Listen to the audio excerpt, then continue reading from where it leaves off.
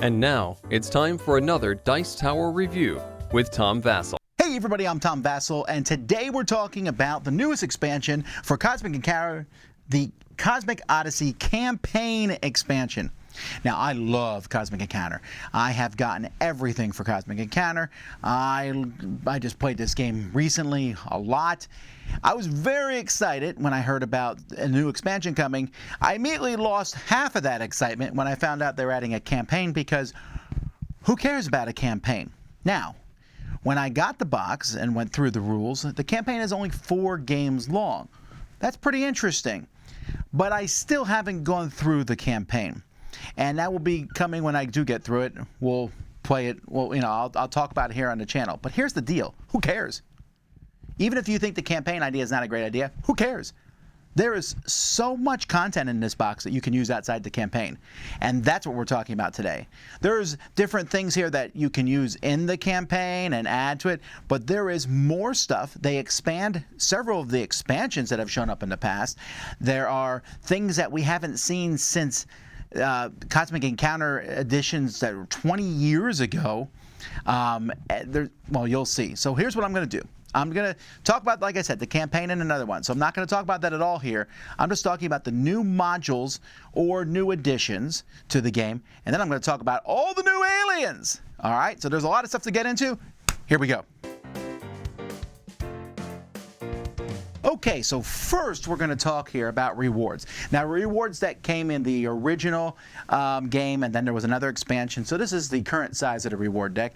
This adds this many more cards to the rewards deck. But even if you have the base game, that's still a lot of cards. But this adds some neat rewards to the deck. So we got a normal 8 attack, just so you don't get too excited. Some great reinforcements, a 5 and a 6. Some riffs, okay. More kickers, if you like kickers. Another morph. You can never have too many morphs. Retreat. This was added in the expansion one, where you lose an encounter when you play this, but none of your ships die. And negotiations. And I have 2 negotiate cards in here. One's a Pyrrhic Victory, which if the other person plays an attack, you lose, but you also destroy all their ships or send their ships back to their home. So that's fun. But this one's even better. Betrayal. So if you play a negotiate and they play an attack, you lose, but you get compensation, like normal negotiates. But if they play a negotiate card, this becomes an attack 0. And that usually results in you winning, it says here. That's hilarious. Your opponent won't think so. We got 2 new artifacts. This one lets you keep cards when you have to discard your hand, draw a new hand. That's great. And the repeater, which copies any artifact in the game that's in the discard pile or was played this turn. Pretty handy. Gets more powerful as the game goes by. Then there's a whole stack of cards here called Safeguards. I really like this. This is a new encounter card, but it's not complicated at all. Essentially, these are attacks. 2, 3, 4, 13, 17, 21. But if it's opposed by anything that's not an attack, these become negotiate. They're really safe negotiate cards. I played this, let's do a negotiate. Turn it over, it is a negotiate. But if you played an attack, now it's a 17. Nice cards, I like them. So this is the rewards deck, but guess what? There is like an uber award deck. Now this is from the campaign, but you can just add it in, and I do. So you shuffle these into the reward deck, and the only rule is you can't have one of these on the top of the deck. And when you have these, people know that you have them, so keep that in mind. But these cards are unbelievable. That's a 9 reinforcement. There's another morph. Here's a kicker. That's basically times the number of ships you have in battle. This is insane. This is a 9 rift, which lets you free 9 ships. But if your opponent steals it from your hand, they lose 9 ships. You better know those cards in the game when you steal a red card from someone else's hand. All right, this artifact here, I don't know how, I actually seen this one come up in a game. Basically, it adds an extra alien for everyone. It now changes the game into double aliens. You have to, as a group, decide if you want to do that. It does change the game a lot. Time Gash gives you an extra encounter. Pretty handy. This is negotiate, and if you lose, you get double compensation, so that's great. Then we have an attack 20, which is a sneak attack, which says if you win by 4 or more, you land on 2 planets. This is a win the game card if played correctly. And then the best card of all, the O, Overkill. Basically, you always win with this card. The only way to lose with this card is if your opponent plays a morph. A negotiate, you win. An attack, don't matter what they play, you win. Now, your opponent does get compensation no matter what they played. If they played a 40 attack, they're getting compensation because this is ridiculous. So, yep, this is a good way to start. More rewards! All right, now let's look at techs. So this game adds new technology, which was in the base game, which is as much as the base game, which is crazy. It just doubled the amount of tech. Now, I don't play with tech very much at all, but it's an interesting variant to play with occasionally. So this has a free tech, essentially, which lets you free a ship. Increase your hand size, I like that one. Play multiple flares, that's pretty awesome. Redraw destiny, free your ships, zap powers of flares. This is one of my favorites of the new tech. If you have someone else's flare, you can discard that to cancel their power. That's not too shabby. This one basically is a cosmic zap, so that's kind of nice. And you can use it multiple times. This brings space stations in, which we'll talk about in a bit. There's two here, steal a card and remove a ship. I hesitate to play with the remove a ship because that slows the game down. The only thing is if you play these, you give these cards to the person you did it to, so they can do it back to you later on, or someone else. There's a new kind of tech called Has Tech. You can't finish these. These just happen basically when a hazard thing is revealed and it does something negative to other players. I don't like these, actually. They're okay. Then there's these military techs. For these, you discard attack cards from your hand. This one, you need to discard 2 that are the same. So there's several of these, like this one becomes a +5 reinforcement. This, you can discard cards from your hand to add 3 to the total in the battle. So those are kind of handy. This X+1s means you need to discard 2 consecutive cards, like a 4 and a 5, a 7 and an 8. Both of these are pretty handy when you have a bunch of low cards because you can clear them out of your hand and you get these techs built. This one protects you against wild flares or protect the flare that you play. And then these, you just need to discard an attack card or cards greater than this value. This gives you some rewards. This lets you keep a ship that would be lost. And this is actually a great tech. Every time you lose ships, you keep one of them. Not bad. And then this one it's Galactose Intolerance. Here, you can discard this at any time, and everyone has to discard all their non-encounter cards from their hand or lose 8 ships to the warp. But you are getting rid of a lot of attack power to do that. So this is neat. Like I said, boom, look at the tech deck now. If you like tech, this is going to make you happy. Speaking of hazard cards, they're replacing the hazard destinies in the original set. So, for example, here's the new one. Here's the old one. The old one has some lines on it. You could barely tell they're there. Now it says Hazard Destiny. So that's good. And they have more hazard cards. So hazard cards are cards that you draw when a hazard comes out, and they're kind of like events. I hate them. It's the thing I hate the most about Cosmic Encounter because they're wildly unpredictable. The game already is chaotic enough. I don't like the wild events being thrown in. But hey, if you like them, you now have twice as many. But this is one thing I won't be adding. Okay, next we have space stations. Now, space stations were originally added in Cosmic Storm, and I thought they were neat, except there was 10 of them. Well, guess what? There's 10 more now. So it doubles them. So you're going to put a space station on a planet. So you put the space station on the planet at the beginning of the game, and as long as you have that planet, you will get the bonus on there. So it does give you an opportunity or a reason maybe to go back and take a planet. We'll take a look at a couple of these. After another player plays an artifact card, you may gain a reward. Well, I like rewards. Flux Capacitor. After alliances are formed, if you were invited to both sides, put a token on this card. After cards are selected, but before cards are revealed, if you're an ally, you may spend a token from this card to switch to the other side. When you play a reinforcement card, increase its value by the number of your ships on this planet. So there's really cool things. I like these a lot. But here's the deal.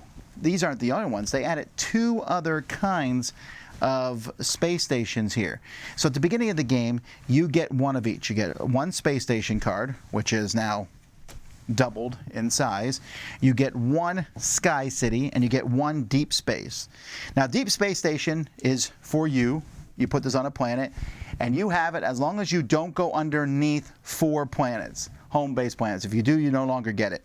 Like, as a main player, if you reveal an attack card, the value of at least 11, you may treat it as a negotiate. If it's at least 20, collect triple the compensation. Well, that's kind of cool. This one here, as a defense, before encounter cards are selected, you may force 2 ships of your choice in airside to return to their colonies. As an ally, after you send ships into an encounter, declare a number. For each player that becomes an ally after you, if that player sends more ships than the number you chose, you may take a card from their hand at random. So these are kind of cool. And then these, the Sky Cities, anyone who has a colony on a planet with a Sky City gets it. So when you put this down, people might want to attack that planet because they would also like that special ability. Here, you got 3 to your total for each player with a colony on this planet, having the big sky laser. Each player who does not have a colony on this planet, when they fail to make a deal, loses 3 extra ships. And when they have compensation collected from them, 2 more cards. So you know people are coming to hit this planet. As an ally, when you play a reinforcement card, increase its value by the number of ships you have in the warp. What? That's a pretty awesome one. After you make a deal, get 2 rewards. The Zaptomizer. Any artifact is a card zap. As an ally, you may shuffle the discard pile and draw 1 card from it at random. These are fun. So you have all these new space bases to choose from. This is a nice variant. I like it a lot. And now the variety is included. So here's a brand new variant to this game called Evolution. So this has an Evolution deck here. It's not too big of a deck, but you're going to put out 4 cards in the middle of the table. So let's just put out these 4 here. So on your turn, during the regroup phase, everyone can send 1 ship onto a card, or you can move a ship from one card to another. You don't have to be on these cards, but they're going to affect how the game plays. So for Momentum Drive, if you have no ships on it, you can't have a second encounter. If you have 1 or 2 ships on it, nothing. If you have 3 ships on it, as the offense during the planning phase, if you don't have an encounter card in your hand, your turn does not end. Discard your hand and draw a new hand. Okay, so this one's not so big of a deal, but you almost want to throw 1 ship on it so you have the second encounter. Here, you can't invite allies, or you can only invite 1 ally, but once you get up to 4, your allies can send additional ships up to their ship limit after the cards are revealed. So it's kind of interesting because the 0 hurts you, and then the biggest number helps you. Here you can't play reinforcements, but you add the number of ships on this card to that reinforcement value at the highest level. Here, if you win as the offense, you can only land 1 ship, and the rest go back. That's actually not a terrible thing to have. And when you launch, if the targeted player has no colonies, you immediately win the encounter. So you beat 0s. That's pretty cool. Then some don't have anything like this one here. Just as the main player, add the number of ships on this card to your side's total. So that's really cool. Here you can't play artifacts, but you can discard flares instead of discarding the artifact. Here you can't play flares, but whenever someone else plays a flare, you can draw a flare from the unused flare deck, which is awesome. Here you can't be an ally, but if you are an ally, your ship limits increase by 1. Here's the rewards deck. You don't get cards from reward deck, but whenever you win as a defensive ally, you get an extra reward. Here, when you draw Destiny, you draw 2 and pick 1 to encounter. So these are cool. They're like little variants that can be included in the game, and I like this. It's a very easy thing to add. This is something that's going into my core box. So here's one of the big variants that this game adds for the first time, and that is moons. Now, moons has been in Cosmic Encounter almost since the very beginning. They've been around for a long time. I don't know that they're necessary in the new Fantasy Flight, well, new 2008, but Fantasy Flight Cosmic Encounter, except because we have space stations, and I think space stations kind of did what I wanted moons to do. So moon is the same thing, and they attach to a planet. You'll draw 3 moon cards, and there is a ton of moon cards. Each moon card has like a little thing on it which shows you which moon it is, which is kind of a pain because you have to find that moon. You sort them out at the beginning of the game. It feels a little messy. This is 17, not 10, but anyway. These moons will show you what kind of moon it is, and you'll put it there. When someone lands on it, they find out what it does, and then you reveal it, and different things will happen. When someone lands on a planet, they can send a ship to a moon. There's a bunch of rules about how they defend each other, and each moon does something different. So let's show some of these moons, because honestly, there is a lot of them.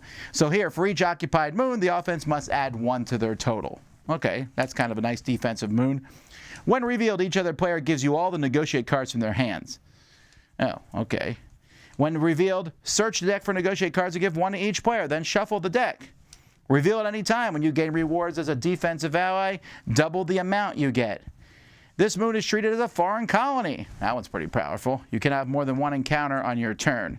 And there are all kinds of moons in here. I do want to point out that there are some silly moons, although you could take them out.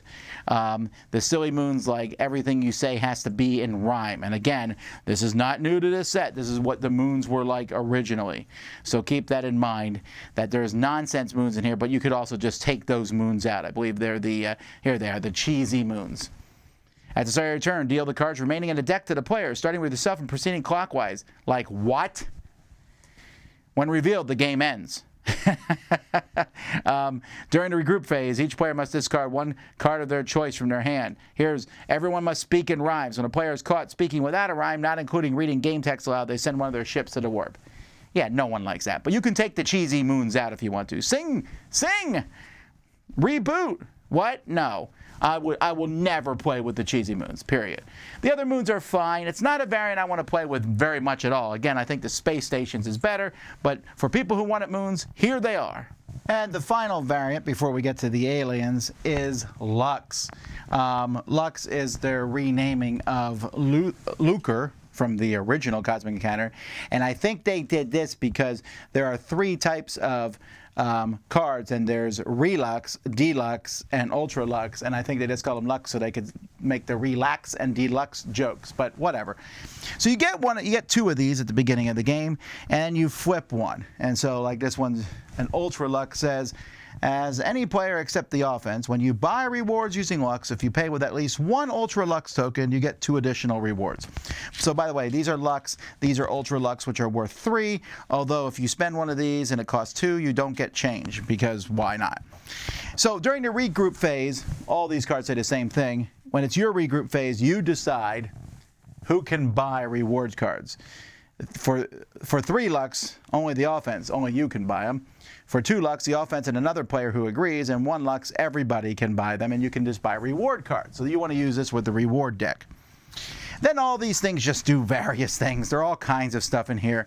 If you're not the offense, after cards are selected but before they're revealed, you may spend an Ultra Lux token to remove all player ships from the encounter if that player has given you permission.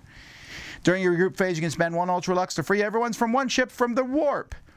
After a player plays an artifact, you may spend 1 Ultra Lux token to return that card to their hand. Great, you say. So there's all kinds of things you can do with this money. How do you get this money? Well, when you attack someone, you're going to put 4 of these tokens out. The number that you put out, some go to the defensive player, some go to you. And there's ways that these can get messed over, but that's essentially what's going to happen. The number of ships that you have, so if I send 4 ships, they're all going to the defender. If I send 1 ship, 1's going to the defender, and 3 are going to me. So that's the main way to get this money, so you use that with these. This is easily the most complex addition to Cosmic. I don't hate it though, and I'll tell you why. Because this Lux can be used in deals. It can be used as a promise. Help me out, I'll give you a Lux. You know, there's all kinds of things you can do, and it gives you more reward cards from the reward deck, which I like. So I won't use this all the time, but I'll use it often. One thing this expansion does is it fixes aliens. They don't call it that. They don't dare call it that. They call them alternate timeline aliens. And so there are 12 new aliens which replace older aliens. So we have the Void. I don't actually have the original Void because I never liked him. When he killed your ships, they were gone forever. The new one, when he kills ships, they're captured and put on the sheet, but you can free them as part of a deal, which I like a lot. So that's a much kinder version. Absorbs opponent ships, not destroys them. The Schizoid, which is kind of a weird one to play with, and still is. I still don't know how often I want to play with them because he has his own list of victory conditions, but now other players can win with them too. He was also one I got rid of initially. The Grumpus can kick people off his planets and get planets on their own. They've streamlined that one a bit, so yeah. The Sadist, so here's the original and the new one. He originally had the power to inflict pain. Now he just has the power of cruelty. So if your opponent has 8 ships in the warp, you put a token under their colony. At the end of that resolution, if all other players have a token under a colony marker, you win the game. So if you beat up on anybody else, you can win the game. This is, I think, a little bit harder to do than the other one. It also says do not use with zombie or healer. So we'll see how often we use him. The Brute. You have the power to pressure before it was threatened. Look, he's a kinder brute. He has flowers on him. Before he just threatened him, now he just pressures you. Anyway, when he's an ally, you can use him to pressure someone on the other side. They have to remove their ships and get out, or let you look at a number of random cards in their hand. Okay, not bad, not bad. Then we have the Locust. The Locust can consume a planet, removing it from the game, sending all the ships to the warp. I'm actually kind of surprised that I kept this one in my original set, because I don't keep all aliens, because I don't necessarily like ships being removed from the game. But hey, zombies. So the original zombie could not die. New players always pick it because it sounds cool, but it's not. It's one of the weaker ones. Now, your people do die, but they reanimate, and you can free them from the warp every turn, and you can free other people's ships as part of a deal with them. So that's pretty cool. It's a little bit better than Immortality with them not dying. The zombie is just it just works better all around. The Masochist. All right, so the Masochist here, they lost. If they lost all their ships, they won the game.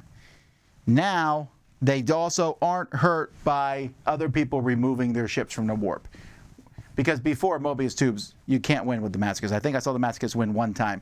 Now they can win, and I really like this. This is one of my favorite aliens, and now it's even better. This one cracks me up. The Macron and the Micron. They actually changed the name here. And they're also showing you that it's a smaller thing here. Yeah, okay. Anyway, the Microns are just worth 2, period, for everything. Here they were worth 4, but you could only send 1 ship into battle. Another one that people thought was awesome and wasn't. The new one is much, much better. The Daredevil had the power of risk. Now he has the power of peril.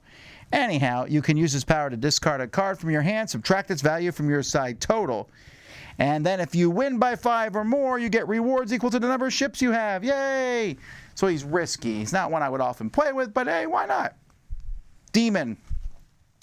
Power to possess, power to dominate. The main thing about the Demon was this one was a hard one to get, and now you can easily get it. The Perfectionist. He had the power to be finicky, now the power of idealism. When you add cards to your hand, you can use his power to place any of those cards face down. And when another player would take cards from your hand at random, you're like, nah, fool, take some of these from my reject pile instead. I like that a lot of fun. Okay, we'll take a quick look. There's a lot of aliens in this game, and then we'll go through my 10 favorite aliens from here. There's 2 I don't like. I don't particularly like the Gremlin a whole lot because, well, he uses the hazard deck. It just makes me pull out a whole extra thing. Although he gets the pick hazard, so that's cool. The Dragon can put destinies on the sheet, and if they match them, blow up a whole planet. I've never really liked that. The Silencer puts tokens on people, and if they talk, they're making noise, and he can penalize them for that. The Delegator here can switch allies. That's okay. Rack, whenever you are the main player and ally, when someone else plays a card, they lose a ship. That's interesting, but there's already other aliens who kind of hurt your opponents. So Rack's okay. Decoy. You can use his power to play an encounter card in a sheet, and you can swap it with this one. So that's interesting. I like the whole idea of Decoy. Negator, which is kind of a very scary thing looking at that spider there, they come with the Negate Essence cards. So these, you can play these to stop people from doing things, okay? After now I use an optional power, cancel that power. After offense draws a wild destiny, choose a player, they choose another player. Okay, so he's kind of a spoil sport. The Meek. So this one's interesting to me because the Meek, when they lose, their colony marker goes up. When they win, their colony goes down. Although you can cancel your own power there. So that's kind of interesting here. A successful deal is not part of a win. So the Meek can win. I like the Meek, and they almost made my top 10. Insect, you can discard a flare to get a flare from an alien not in the game. I like more flares, always good. Oh, I'm sorry, this brings in more powers. So you get a new power. The Insect, I believe, is an old one come back. Lemmings are interesting because you can move, if you have 9 or more ships in the warp, you can bring 4 of them out of the warp and put them on a planet and defensive system. That's really powerful. Don't kill the Lemmings. Tentacle here, you can add the digits of numbers to your total. The boomerang's interesting, has another way to win. They start with almost all their ships on here, and they're shooting them off on planets. If they get them off this sheet, they win. But opponents will realize that, and you can still lose your power. Vector here, you can choose which side your vector token is. You have a vector token that comes with this one. And you get the different rewards. You can like switch your rewards. Magnet, again, you can force allies to switch. There's a bit of that in this one. I like that okay, but the whole fun of allies is picking who you're on. Geek is another one that almost made my top 10, where, although the only reason it didn't is because someone else draws a power, they read you this text, and if you can guess the name of that person, you get him as a buddy. Well, that requires you to be, well, a geek, but so it's not going to work for most people. Phantom, you're putting ships on here, and you can add to your encounter token for ships that are on here, and you can move things around. Aura, you have the power of honesty. You play a card here. What else has to reveal stuff? You're basically making everyone show each other what's in the game. Extractor, you move ships around, sometimes for good, sometimes for bad. Also, it's a very disturbing image. Cosmos, you get new rule cards that come into play. So there's a little deck here of rules. And Guardian, you can use this to change the value of your ships. Each of your ships is worth the number of ships that the main player on your side has in the encounter as an ally. That's pretty great. You have this. Everyone's going to want you on their side. All right, let's get to the top 10. Number 1 is the Force, and I'm a little saddened because the Force is from the way back when, and its power used to be, you have the power to be with. Now it's interlope, which is not nearly as exciting. But here you can pick someone's card, look at their card, picking one of the main players, look at their card, then you can swap it from their hand. They get to see what you've done. And if they win, you get 3 rewards. If they lose, you send 2 of your ships from your colonies to the warp, and they get a reward. So you're helping other people. Again, the power to be with works here. I like stuff like this. This reminds me of the Philanthropist, so it's a lot of fun for me to play with the Force. The Assessor taxes other players. I hate tax collectors, but hey, why not be one? So you draw cards and put them on a sheet, and once you have 8, you pick one out of your hand, discard the rest. But also, whenever someone else gets rewards, you can give them one of the cards on the sheet as a refund. Again, kind of like the Philanthropist. Lloyd can insure. All right, I wonder where Lloyd's from. I wonder if it's from London. Anyhow, you can insure all kinds of things from players, and those, they can't be canceled. That's really cool. And then you get to put tokens on the sheet when you do that and spend those to get rewards. So it's a double win. I get rewards, but I can say, hey, I'll insure your power. I'll insure your ships. I'll insure a specifically named card. I like that a lot. Of course, this power can be canceled. Booster's a fast way to go through your hand. Whenever you send ships, if you send 1 or 2, you discard that many cards from your hand, even as an ally. And if you launch 3 or more, you draw a card to add to your hand and then discard 1. So it's a really fast way to run through all the bad cards in your hand. That's neat. Also, it's a cool art. Hertz. So here you have the power to lease. You can send your ships out. Other people will use them. They count as 2 each. And you get tokens, and you can release them. It's like, I'm sorry, your lease is up. Get your ships back. Or you can also spend these to get double the rewards you get in something. So I like Hertz. Zilch comes with a bunch of these little cards here. You're going to pick someone at the beginning of the game and say that person is ordained. Now here's the deal. When you pick someone to be ordained, and if they win alone, you win with them. If they have a shared win, you win by yourself. So I love this right on that.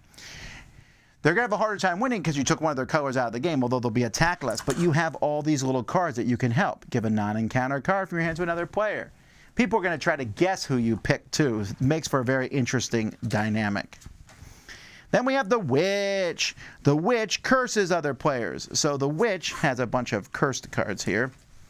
And you can play these in front of someone else, and then you have to put ships on top of them to get rid of them. You can't win the game. You can't play non-encounter cards from your hand. You can't be an ally. Discard all flares in your hand. They're all nasty cards. Now, they're able to get rid of, but it's just kind of fun. I wouldn't like her if she was too powerful, but she just kind of is an annoying player to go up against. The Throwback is my favorite, thematic-wise. You're like, look at the outside of this. That's what the original Eon aliens look like. And here, you're basically just being that guy who's like, well, back in the day. So anachronism. So you only get 7 cards. You have to refer to everything by its original name. And you can break rules. Basically, you can follow rules from the original game. You can play as many flares as you want. You can get rid of cards that weren't in the original game out of your hand. And so you can give cards to other players, and you can get a reward when you're correct, when you correct another player. So you're like, I'm sorry, it's called the cone, you know, or whatever it might be, instead of, or these are called challenges, not encounters. It's a funny theme, and it's also a good power. My number 2 is Bubble. In Bubble, you announce, let's pop, and make 2 pop sound effects. I don't, pop, pop. But anyway, I don't care about that part of it. Your main player in the encounter, so this is when you're a main player and ally, it could be you, they play a reinforcement card. Well, that's not good. Reinforcement cards aren't that strong. They play that as their encounter card, but then everybody on your side can play attack cards as reinforcements. That is awesome.